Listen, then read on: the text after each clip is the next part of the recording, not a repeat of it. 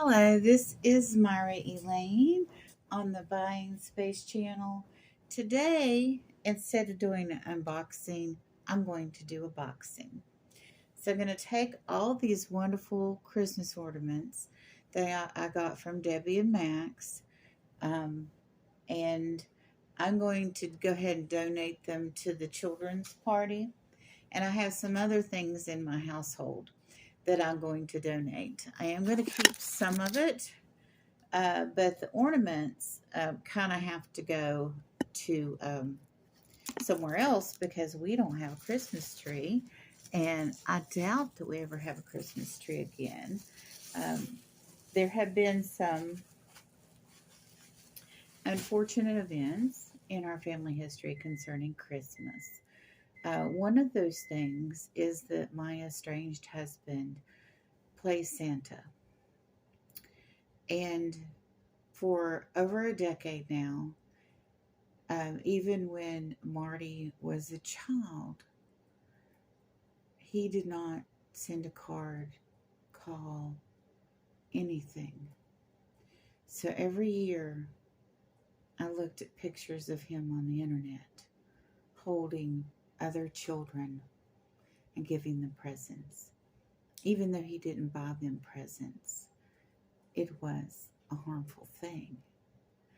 Uh, I tried to protect Marty from this information, and he came back in our lives 4 years ago.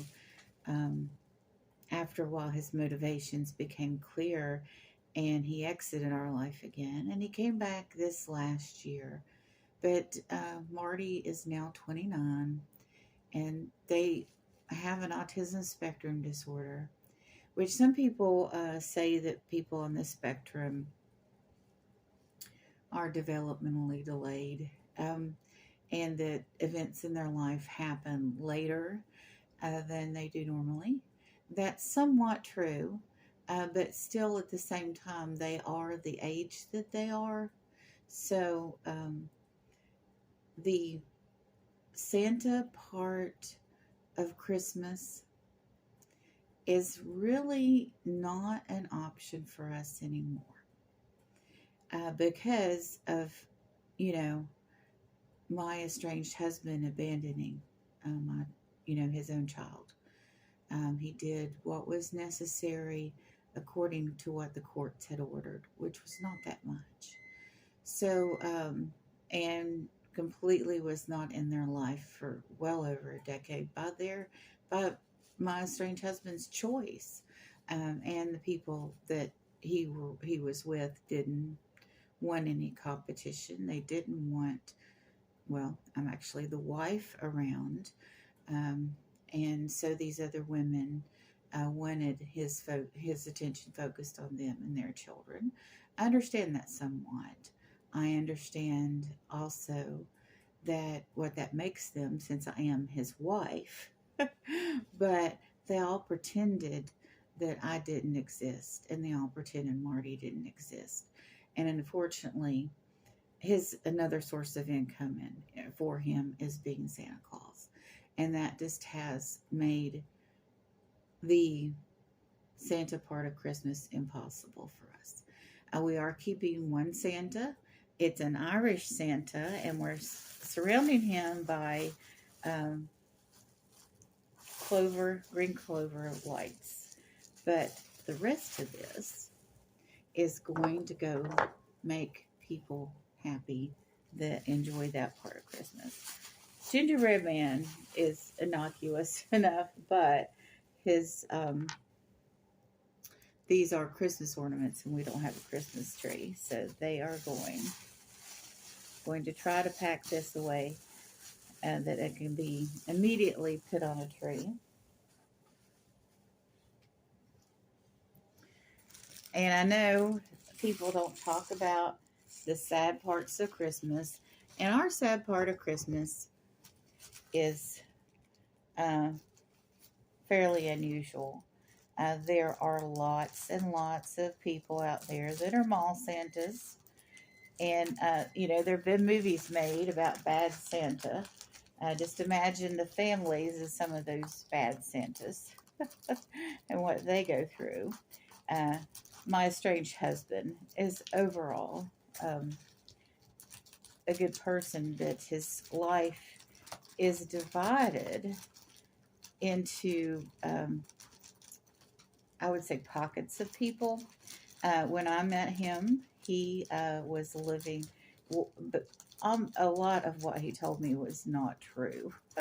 He was uh, pretty much a con artist, but and he lied about everything.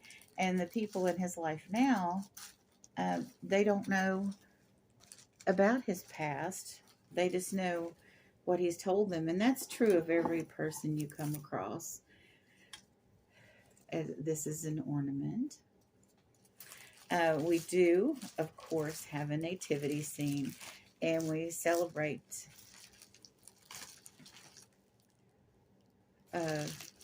the Advent season,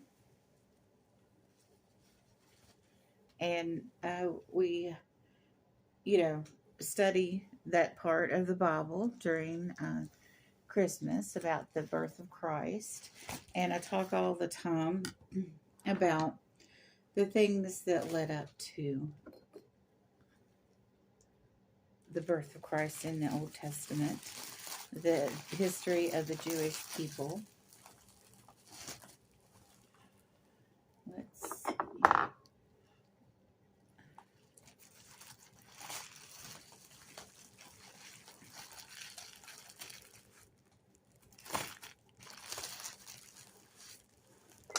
Lots of natural.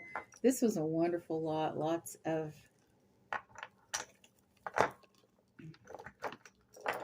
beautiful ornaments in here.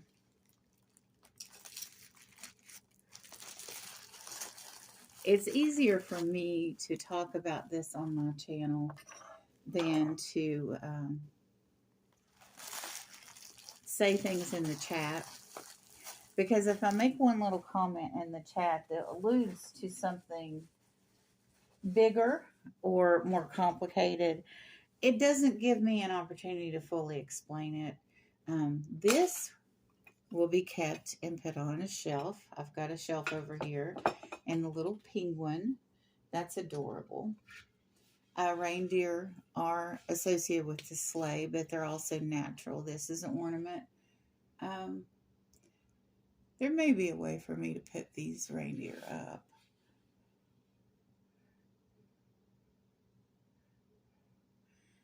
There's two of them though. There's this one that could be hung up, maybe.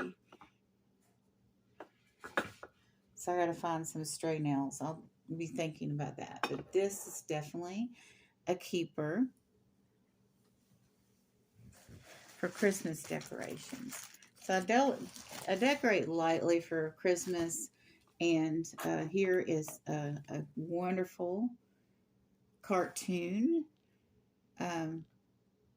ornament. It's beautiful.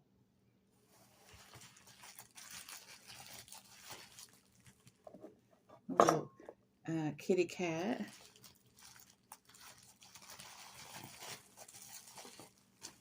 Actually, well, the tree topper's got to go because there's no tree.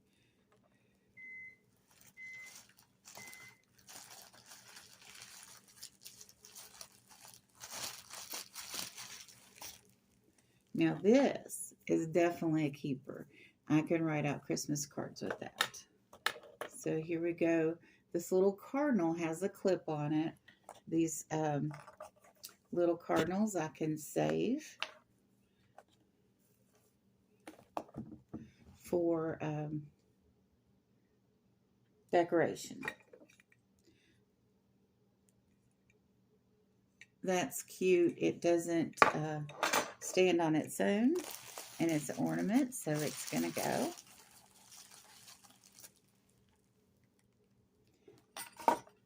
The angels will go. I love this though. I ordered a manger scene that has extras, or I would keep these angels, but there's extra angels in the nativity scene already. I do need a mule or a donkey. Okay, so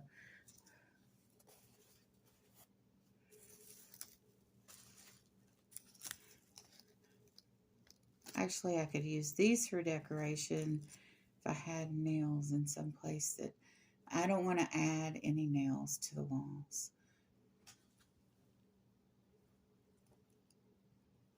Yeah. So I'll go ahead and donate these as well.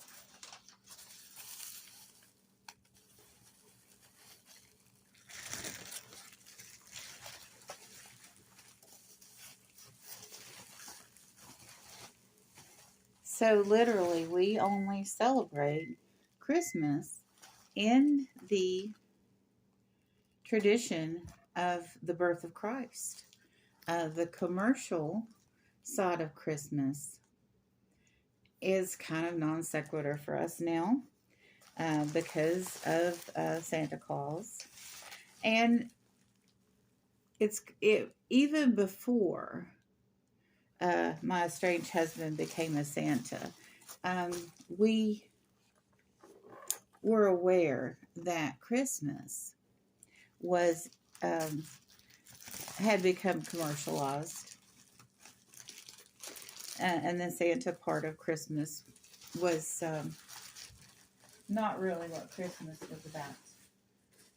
Even as non-Christians, we had the knowledge of the history of Christmas, and that the church or churches, but mainly it started, in my opinion, with the Catholic Church, um, setting forth days that, yes, were arbitrary because Jesus wasn't born on December 25th. We know that he was born, according to the scriptures, in the spring because of the shepherds herding. And but the church had set up December 25th as Christmas. Of course, the Nightmare Before Christmas stuff, it's all staying. So the 12 days and Epiphany, Christmas Eve and Epiphany Eve and Epiphany, all were dates set up by the church for the celebration of the birth and early life of Christ. So, in that same vein, though, that's when we're supposed to celebrate the birth of Christ. We can't really know when Jesus' true birthday is.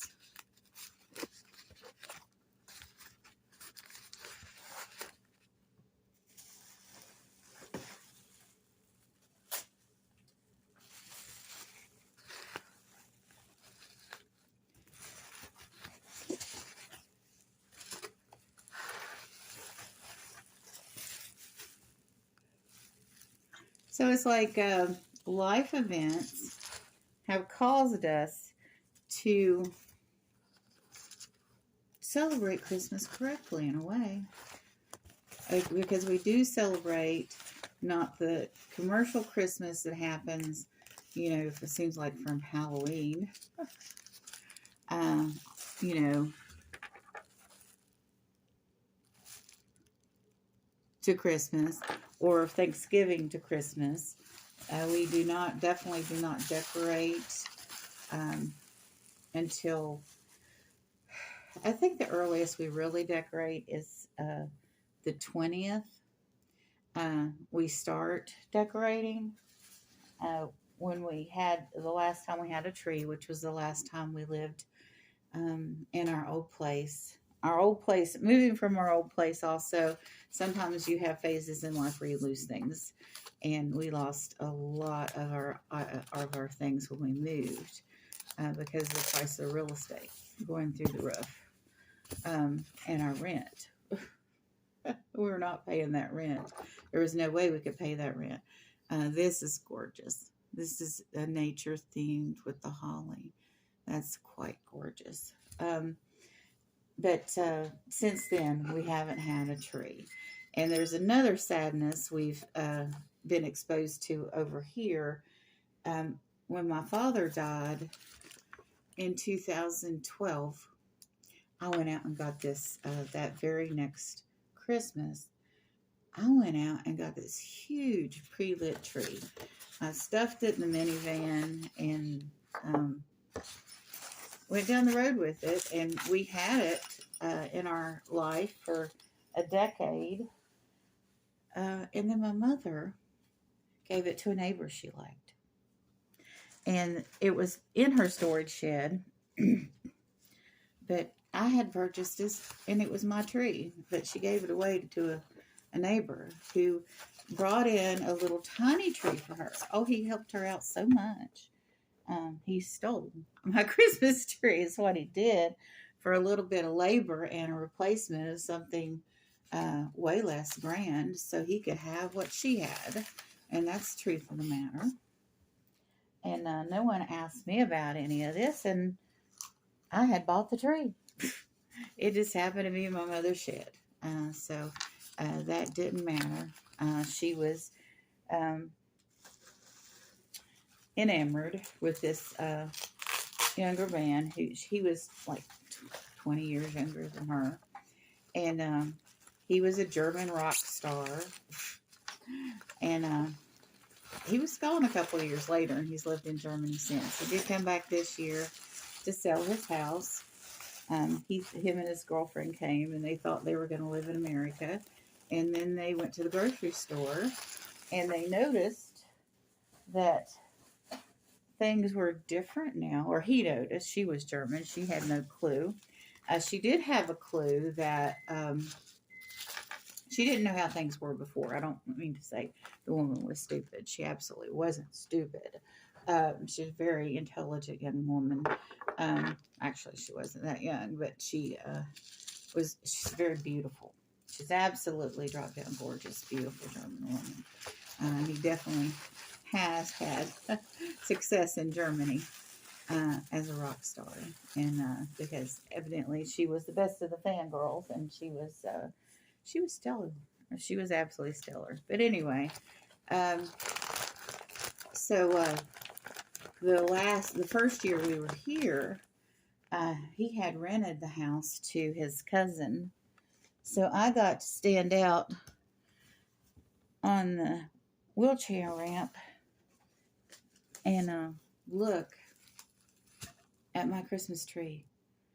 And the plate glass window to that house, the big window from the living room, doesn't show out to the street. It shows out to the side yard, which is where we view from a bedroom and from the wheelchair ramp. So we got to see our beautiful Christmas tree through the window. And so this year, because of everything that's happened, we have pretty much a sadness associated. And it's a deep sadness with Christmas trees and Santa Claus Christmas. And with people that are on the spectrum, this is something that I couldn't get family members to understand or acknowledge, or they just didn't want to deal with it or didn't care to that point. That once if you have someone on the spectrum and they have sadness or a traumatic event, they get PSTD easier, and it's longer for them to recover from bad events in life. It's not easy for the rest of us.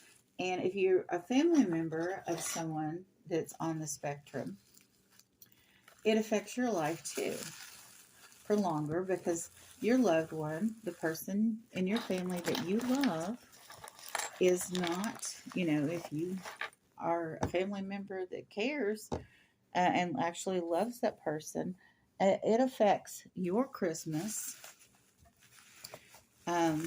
too. And if you're not on the spectrum and you're around someone that continually reminds you of the traumatic events from the past, because they have a cognitive or mental condition that prevents them from moving on, it's harder for you to move on.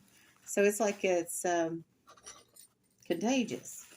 But I don't think people talk enough about things, negative things that happen to people around Christmas.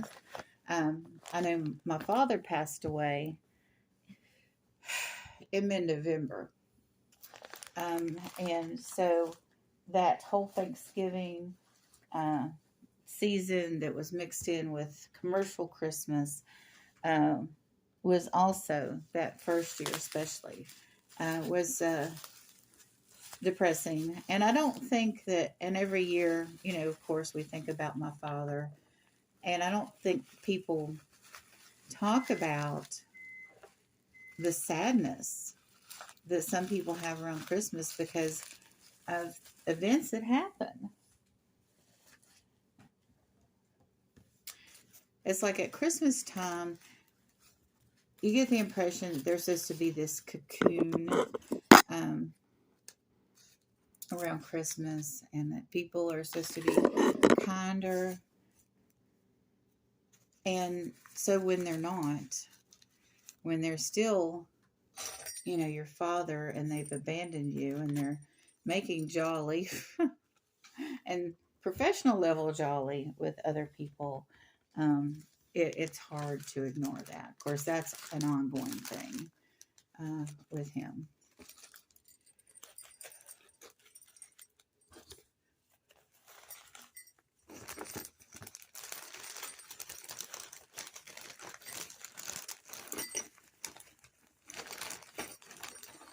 Makes you think a lot about when you put your child on the lap of that person um, at the mall. What kind of person are they? Do they have um, a wife and child out there that they're ignoring and playing house with somebody else? That's kind of a level of creep. And it's not really representative of Santa Claus. And with him, it's worse because he also, and this has not, thank God, foobarred Marty's relationship with God, because God is bigger than Daddy, right? But he's also a Sunday school teacher, and he's lied to his entire church about being a college graduate. And so it's just disturbing. I mean, I don't live my life for him. I don't have a victim mentality. But in life, there are things that you associate with your past and with other people. And it's unavoidable for us. So what choice do we have but to acknowledge it? You can't move on from something without acknowledging it. I'll put this down in the box to give extra cushion.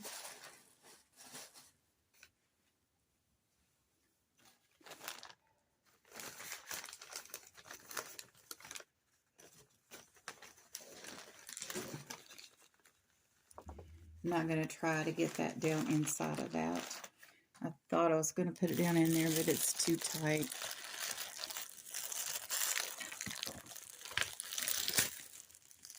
Oh, there's something inside of that I want to keep inside of that. Okay. There's what I need. More bubble wrap.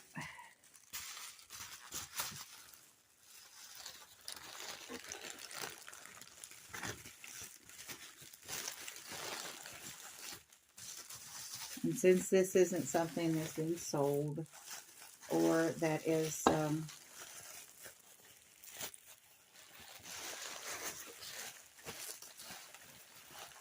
going as a present, I can wrap it a little sloppily. So,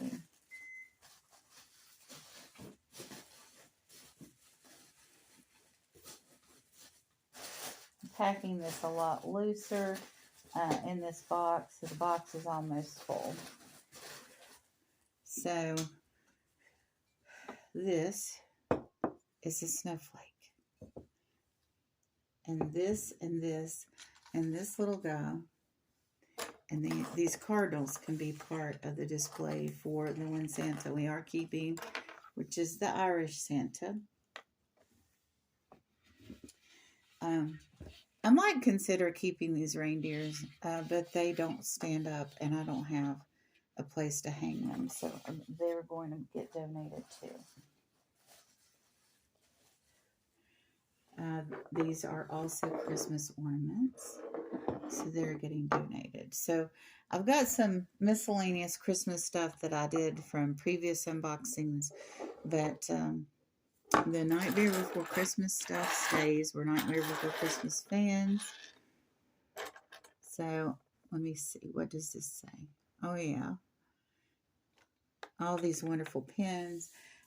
This writing pen, the cardinals to go in the Irish Santa display, which will be the probably only Santa in our home other than what's on Christmas cards, and the snowflake, and oh, this beautiful, beautiful bell.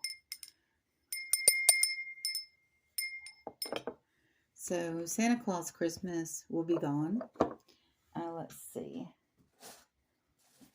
We also, this Pez dispenser can go because Marty has celiac disease. Ingredients. It doesn't say it's gluten-free. With candy, most manufacturers don't bother because if you're eating candy, you're not really looking for good health reasons. But if you have someone in your house that, wait a minute, it does say gluten-free, and it's good to 2028. It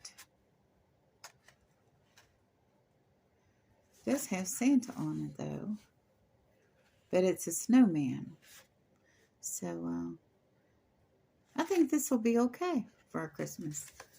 Okay, I just have to look at things carefully and be sure, because we have dietary needs here. We have a very rough history with Christmas because of my estranged husband and Marty's father, and the death of my father near the holidays, when the year he died. So if you have things that have happened in your life that are traumatic, don't ignore them. Because during the holiday season, a lot of times people get depressed or blow up. You'll be at a holiday party and you'll have a relative or you that all of a sudden get emotional.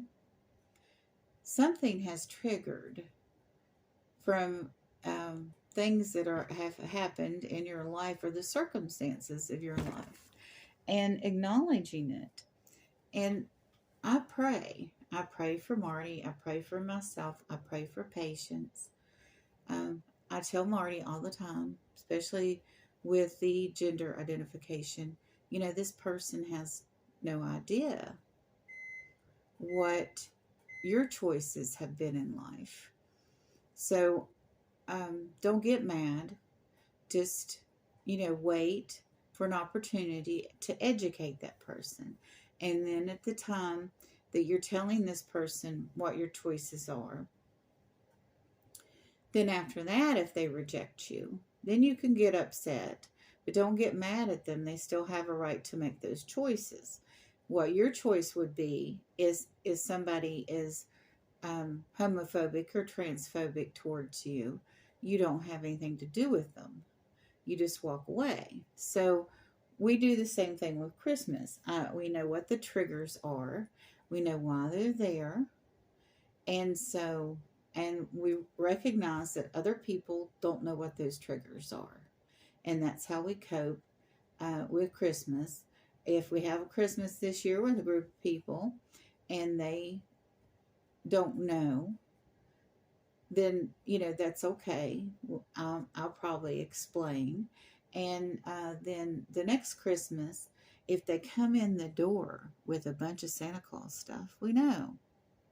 And at that point, we definitely would sever ties if after someone knows and then they put something in our face that is destructive or upsetting to us, and they know it's destructive or upsetting to us, then we know that they're not our friends. We know that they're being evil with that stuff and that we should not have anything to do with them at that point. But we give people a chance to know us. And that's probably one of the biggest things about our society today is people really don't know each other. It's like, well, we're in this social group and we go to this birthday thing once a month or we go to Sunday school together, but we don't really know each other in our personal lives. And sometimes those things can get discombobulated. You say we're welcome here, but then you don't like who we are. So that can happen too.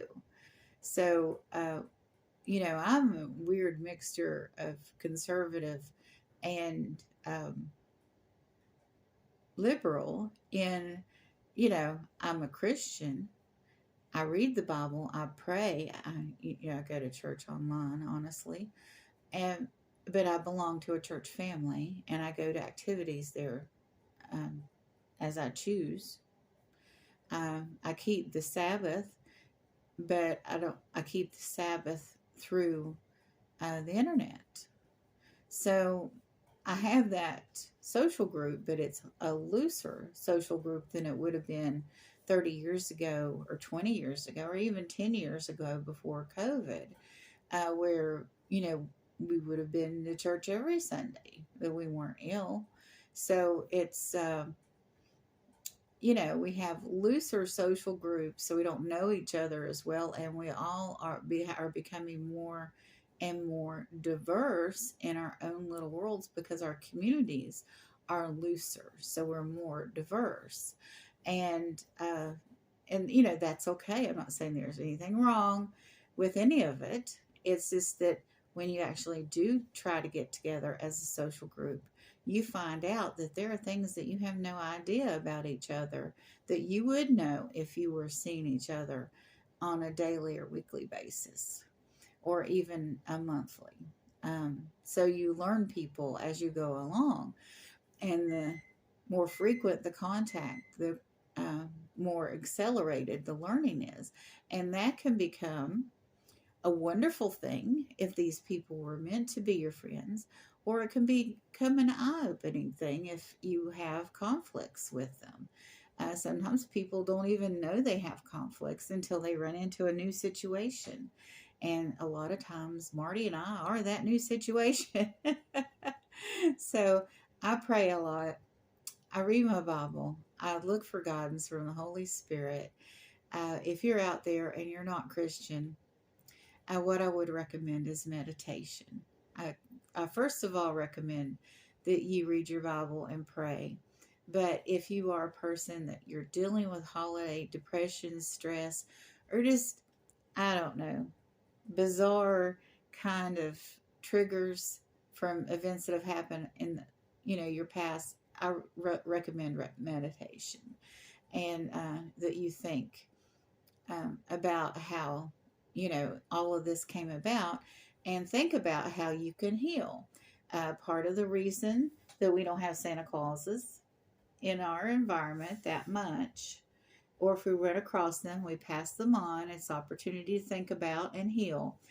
Just like if you are afraid of spiders and you go see a therapist, that therapist will, slowly introduce you to spiders, until you're okay to go to a museum and look at spiders and tanks, that kind of thing. You slowly are introduced to it.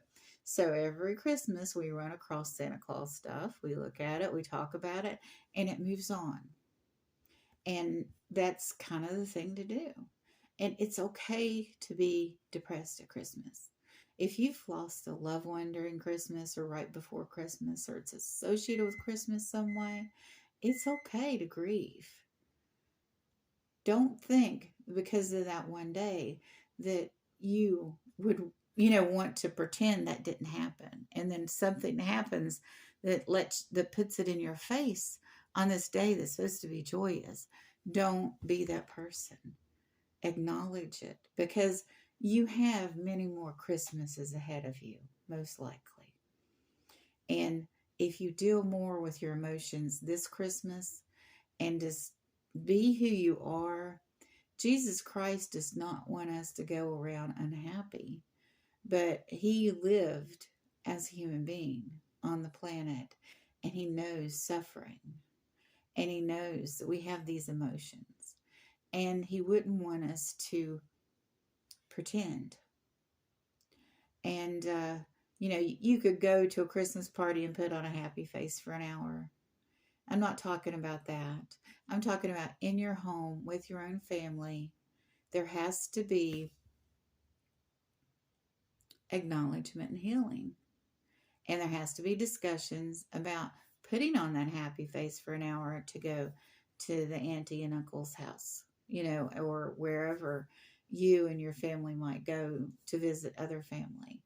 And sometimes after those parties, you can have discussions with that extended family, but hold it off while you're at that party. I'm not talking about being a Scrooge or a Grinch and going in and running a Christmas party because you're unhappy about something.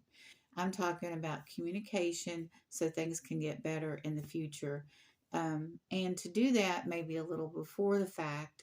If you have something like celiac disease and can't have gluten, or have a family member like that, you have to have a discussion before that if you're having a family meal together.